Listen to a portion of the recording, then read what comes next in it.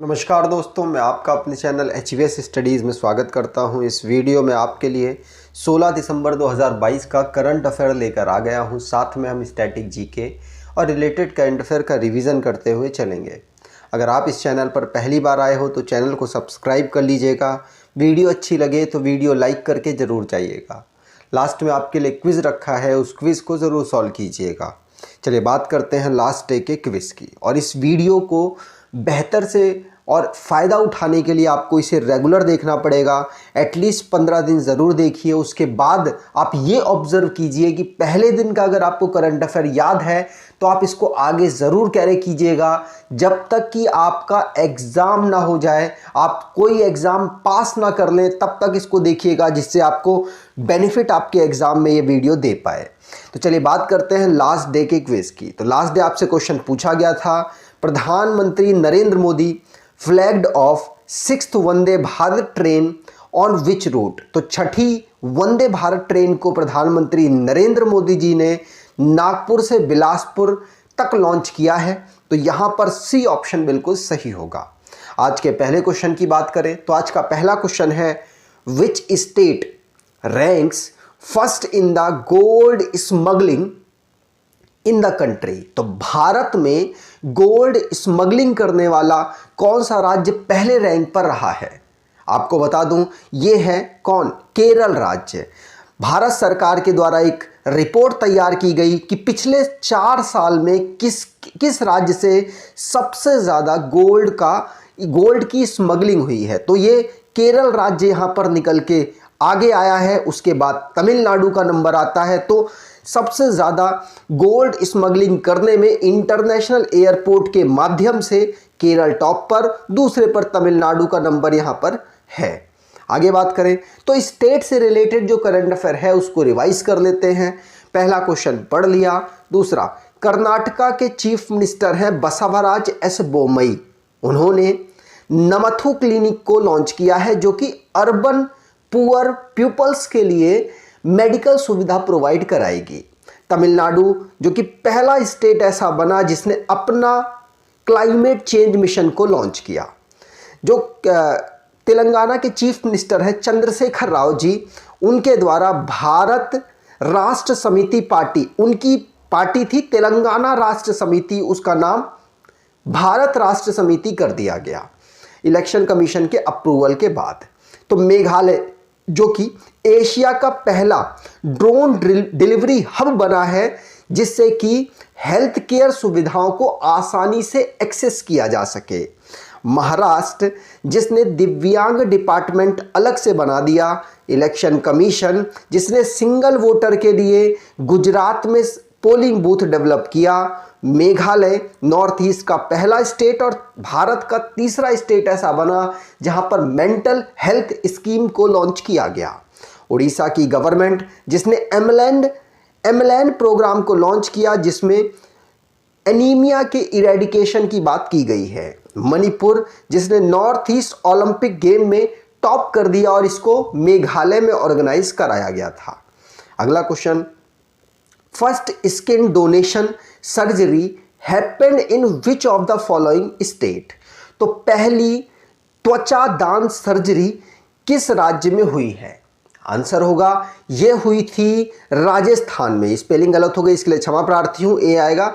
तो राजस्थान में ये सबसे पहले ऑर्गेनाइज हुई। और राजस्थान में भी कहां पर हुई? तो भारत की पहली स्किन जो बैंक है वहां पर जयपुर सवाई मानसिंह हॉस्पिटल है। कौन सा? जयपुर सवाई मानसिंह हॉस्पिटल, जिसको इस्टेब्लिश किया गया था जून 2022 में। और वहां पर स्किन जो डोनेशन है वो 14 दिसंबर 2022 को हुआ।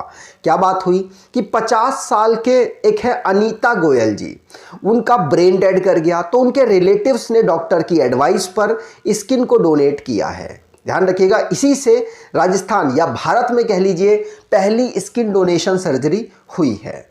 आगे बात करें तो राजस्थान की यहाँ पर चर्चा हुई है।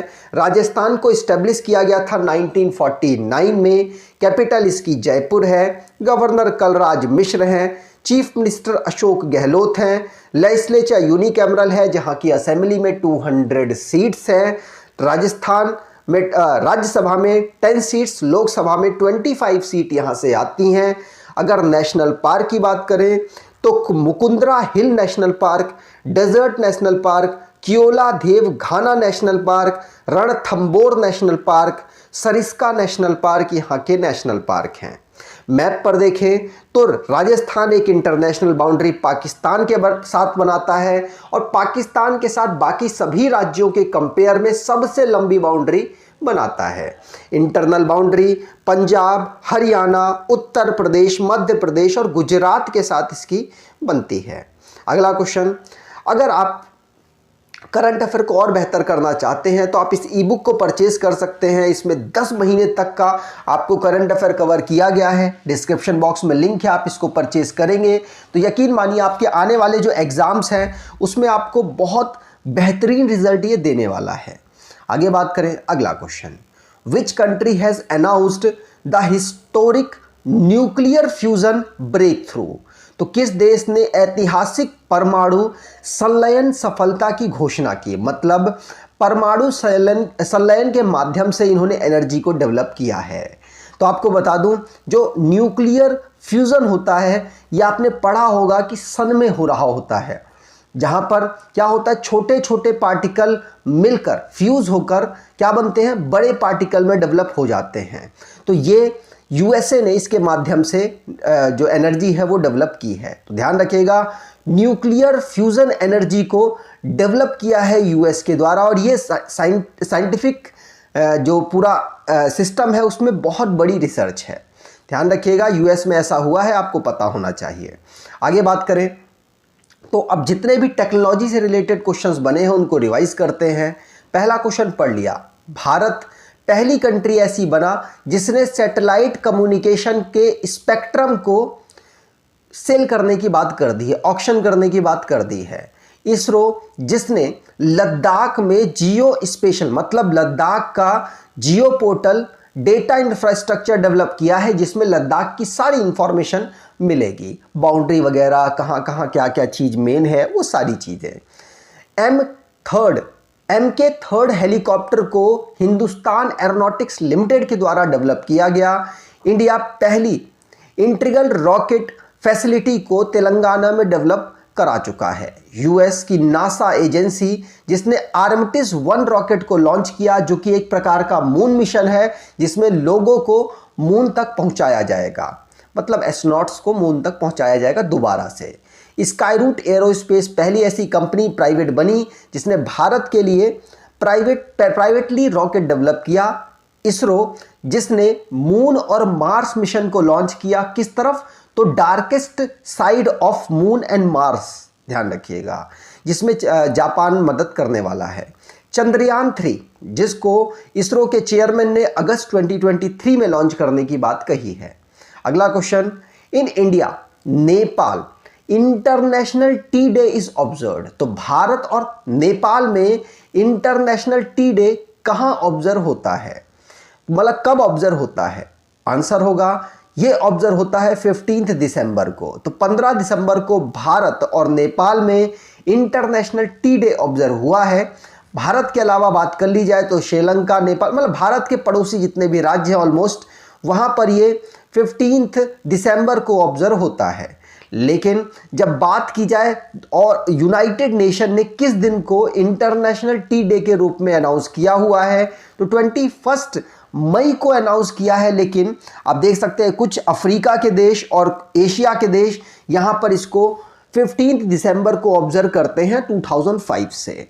आगे बात करें तो अब जितने भी इंपॉर्टेंट डेज हमने पढ़े उनको रिवाइज करते हैं। जैसे एड्स डे हमने पढ़ा 1 दिसंबर को, world computer literacy day 2 December, national pollution control day 2 December, international day of person with disability 3 दिसंबर और इंडियन नेवी डे 4 दिसंबर, वर्ल्ड सॉइल डे 5 दिसंबर, आर्म फोर्स फ्लैग डे 7 दिसंबर, इंटरनेशनल एंटी करप्शन डे 9 दिसंबर और human right day 10 दिसंबर, UNICEF day 11 दिसंबर, national energy conservation day 14 दिसंबर को observe होता है।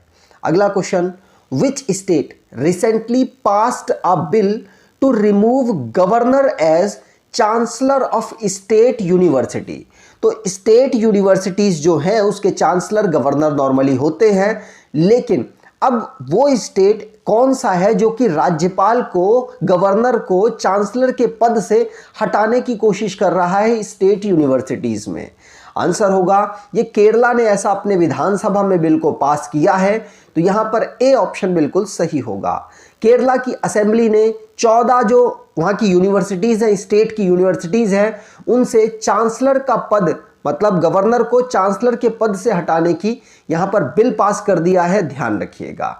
पूछा जा सकता है CPI की जो गवर्नमेंट चल रही है उसने यूनिवर्सिटी लॉ पे अमेंडमेंट किया, जिससे कि गवर्नर आरिफ मोहम्मद खान जो कि उस केरला के गवर्नर हैं, उनको उस यूनिवर्सिटी की चांसलर के पद से हटाया जाएगा और जो एजुकेशन में बहुत बड़े बड़े नाम हैं उनको वहां पर अपॉइंट किया जाएगा। आगे बात करें तो अगला क्वेश्चन है, how many gold medal India won in the IJSO international junior science olympiad. इतना इंपॉर्टेंट नहीं है, लेकिन ये इंपॉर्टेंट उसकी जगह की वजह से हो गया है। क्यों? क्योंकि इंटरनेशनल जूनियर साइंस ओलंपियाड को पहले ऑर्गेनाइज कराया जाना था यूक्रेन में, यूक्रेन की राजधानी कीव में, लेकिन बाद में इसको शिफ्ट किया गया, जिसकी वजह से इंपॉर्टेंट हो गया। तो याद रखिएगा भारत को इसमें टोटल 6 मेडल मिले हैं, 6 गोल्ड मेडल मिले हैं, ध्यान रखिएगा। तो ये 19th नंबर का है क्या, इंटरनेशनल जूनियर साइंस ओलंपियाड, जिसमें भारत को 6 मेडल मिले हैं। इसको बोगोटा कोलंबिया में ऑर्गेनाइज कराया गया 2 दिसंबर से 12 दिसंबर तक। इसमें टोटल 203 स्टूडेंट्स ने पार्टिसिपेट किया, अलग अलग जो हमारी कंट्रीज हैं वहां से, जिसमें भारत के 6 मेडल प्राप्त हुए हैं, ध्यान रखिएगा। यहां पर बात की जाए तो पहले इसको कीव यूक्रेन में ऑर्गेनाइज कराया जा रहा था, लेकिन युद्ध के कारण इसको शिफ्ट किया गया बोगोटा कोलंबिया में। भारत के जो गोल्ड विनर हैं वो आप यहां पर नाम बाकियों का देख सकते हैं। आगे बात करते हैं अगला क्वेश्चन। उससे पहले जो स्पोर्ट्स से रिलेटेड करंट अफेयर बने हैं उसको रिवाइज करते हैं। पहला क्वेश्चन पढ़ लिया। दूसरा, इंडियन बैटर है ईशान किशन, जिन्होंने दुनिया में सबसे तेज 200 रन इन्होंने मार दिए ओडीआई, जो वनडे गेम होते हैं 50-50 ओवर के, उसमें 126 बॉल इन्होंने खेली है। आदित्य मित्तल 77 नंबर के चेस ग्रैंड मास्टर बने, महाराष्ट्र से बिलोंग करते हैं। Saikhom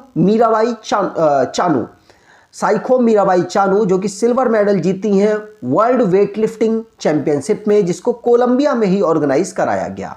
Deepika Padukone FIFA world cup में ट्रॉफी को अनवील करने जाएंगी 18 दिसंबर को। 3rd T20 world cup cricket tournament जो कि ब्लाइंड क्रिकेट है, जिसको भारत में ऑर्गेनाइज कराया जा रहा है। फ्रांस की स्टेफनी फ्रैपर्ट पहली वुमेन बनी जिनको फीफा वर्ल्ड कप में, इनको मेंस फीफा वर्ल्ड कप में जो रेफरीगिरी है वो करने का मौका मिला, है ना। ऋतुराज गायकवाड़ जिन्होंने एक ओवर में 7 छक्के मार दिए और दुनिया में पहले ऐसे प्लेयर बन गए। फीफा वर्ल्ड कप 22वें नंबर का जो हो रहा है उसको कतर में ऑर्गेनाइज कराया गया। T20 वर्ल्ड कप 2022 का फाइनल, जिसको इंग्लैंड ने जीत लिया पाकिस्तान को हराकर, ऑस्ट्रेलिया में इसको ऑर्गेनाइज कराया गया। अगला क्वेश्चन, विच स्टेट और union territory has proposed to launch a unique alpha numerical identification number for all families. तो किस राज्य या केंद्र शासित प्रदेश के लिए सभी परिवारों के लिए एक अद्वितीय अल्फा न्यूमेरिकल पहचान पत्र संख्या शुरू करने का प्रस्ताव रखा? तो इससे आइडेंटिफिकेशन में मदद मिलेगी, तो वो है जम्मू कश्मीर में ऐसा किया गया है। बी ऑप्शन यहां पर बिल्कुल सही होगा। तो जम्मू कश्मीर के लेफ्टिनेंट गवर्नर हैं मनोज सिन्हा जी, उनके द्वारा 8 डिजिट का unique alpha numerical identification number हर फैमिलीज को देने की यहां पर बात की गई है, जिससे कि जो भी उनको सिक्योरिटी की स्कीम है, जो भी उनको सोशल वेलफेयर की स्कीम्स है, वो इसके माध्यम से उनको आसानी से प्रोवाइड की जा सकती हैं। तो ये ध्यान रखिएगा, यूनिक फैमिली आईडी मिलेगी जम्मू कश्मीर के हर घर को, हर फैमिली को, जिससे कि उनको आसानी से आइडेंटिफाई कर पाया जाएगा और भारत की जो स्कीम चल रही है उसके माध्यम से उनको सारी स्कीम का फायदा मिलेगा। अगला question, India international science festival 2022 will be held in which city. तो भारत अंतर्राष्ट्रीय विज्ञान महोत्सव 2022 किस शहर में आयोजित किया जाएगा? तो भारत अंतर्राष्ट्रीय विज्ञान महोत्सव 2022 को भोपाल में ऑर्गेनाइज कराया गया। तो यहां पर बी ऑप्शन बिल्कुल सही होगा। भोपाल में इसको अनाउंस किया गया, जनवरी 2023 में ऑर्गेनाइज कराया जाएगा। ध्यान रखिएगा, क्योंकि G20 की प्रेसिडेंसी भारत कर रहा है, उसी के उपलक्ष्य में इसको ऑर्गेनाइज कराया जा रहा है। अब ये बात कर ले तो ये 9th नंबर का है और 2015 में फर्स्ट टाइम इसको ऑर्गेनाइज कराया गया था। अगला question, international climate club has been launch by which institution? तो अंतरराष्ट्रीय जलवायु क्लब किस संस्था के द्वारा शुरू किया गया? तो आंसर होगा ये है G7 के द्वारा इसको शुरू किया गया। तो ए ऑप्शन यहां पर बिल्कुल सही होगा। अंतरराष्ट्रीय जलवायु क्लब को स्टार्ट किया गया। आपको बता दूं, ये डिसीजन जो इस समय पर किसके द्वारा लिया गया? तो जर्मनी के चांसलर है ओलफ स्कॉर्च के द्वारा। क्यों लिया गया? क्योंकि इस समय पर ये प्रेसिडेंसी कर रहे हैं। अब 2023 के लिए ग्रुप ऑफ 7 G7 की जो प्रेसिडेंसी है वो जापान के पास पहुंच जाएगी। उसके बाद जापान इसके ऊपर और बेहतर से काम करने की कोशिश करेगा। आगे बात करें, आज के क्विज की बात करें, which country pass the tobacco law to ban smoking the next generation? तो अगली जनरेशन के लिए टोबैको को तुरंत प्रभाव से बैन कर दिया है। जो 2009 के बाद बच्चे पैदा हुए हैं उनको सिगरेट बेचना इलीगल हो गया है अब इस देश में। और ये कौन सा देश है, कमेंट बॉक्स में डिटेल में बताइएगा। अगर आपको ये वीडियो अच्छी लगी है तो आपसे अनुरोध करूंगा, वीडियो को लाइक कर दीजिएगा, चैनल को सब्सक्राइब कर लीजिएगा और एटलीस्ट अपने कुछ दोस्तों तक वीडियो को शेयर जरूर कीजिएगा। धन्यवाद।